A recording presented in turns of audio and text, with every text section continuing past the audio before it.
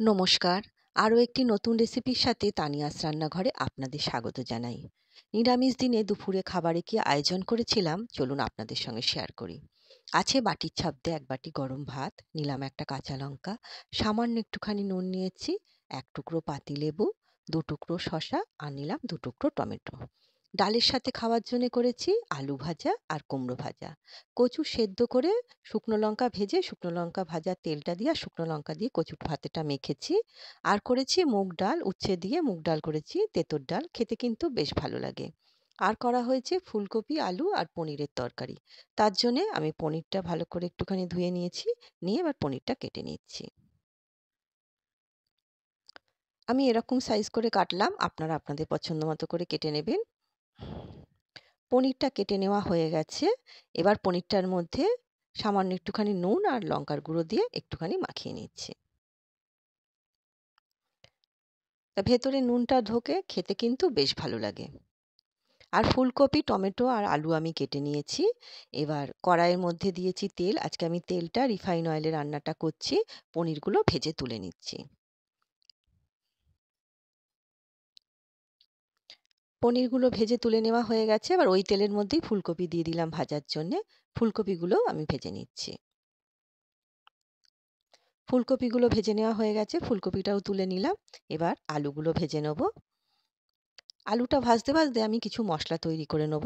একটা mixing jar নিয়েছি, তাতে আমি 1 চামচ জিরে, 1/2 চামচ গোটা ধনে আর কিছু আদা আর কাঁচা লঙ্কা আমি কেটে নিয়েছি সেটা দিলাম। এই পুরো মশলাটা দিয়ে আমি রান্নাটা করব না, আমি একটু বেশি করে মশলা করে নিলাম। এবার একটু জল দিয়ে একটা পেস্ট তৈরি করে নেব। এদিকে আলুটাও ভাজা হয়ে গেছে, আর আলুটা তুলে নিচ্ছি। এবার তেলের মধ্যে ফোড়নে দিলাম তেজপাতা আর 1/2 চামচের মতো জিরে। দিয়ে এবার টমেটো কেটে রেখেছিলাম সেটা দিলাম। ফোড়নটা একটুখানি ভেজে নিয়ে টমেটোটা দিয়েছি। এবার টমেটোটা দেখুন অনেকটাই গলে এসছে। এবার আমি এর মধ্যে বাটা মশলাটা দেব। বাটা মশলা 2 চামচ দিলাম। দিয়ে স্বাদ অনুসারে নুন আর হলুদ দিয়ে খুব ভালো করে কষিয়ে নিচ্ছি।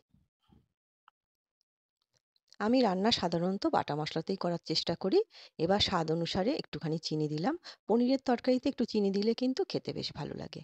খুব ভালো করে কষিয়ে নেওয়া হয়ে গেছে। এবার ভেজে রাখা আলুটা আমি এর মধ্যে দিয়ে দিচ্ছি। আলুটা দিয়েও আবারও আমি একটুখানি খুব ভালো করে কষিয়ে নেব। এবার পরিমাণ মতো জল দিচ্ছি। দিয়ে ঢাকা দিয়ে আলুটা সেদ্ধ হতে দেবো। আলুটা বেশ খানিকটা সেদ্ধ হয়ে গেছে। এবার আমি এর মধ্যে ভেজে রাখা ফুলকপিটা দিয়ে দিলাম। ফুলকপিটা দিয়েও আমি আরেকটুখানি ঢাকা দিয়ে রান্নাটা করে নেব।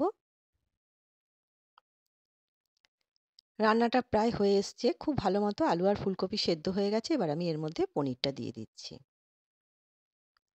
পনিরটা দিয়েও আমি আরেকটুখানি ফুটিয়ে নেব।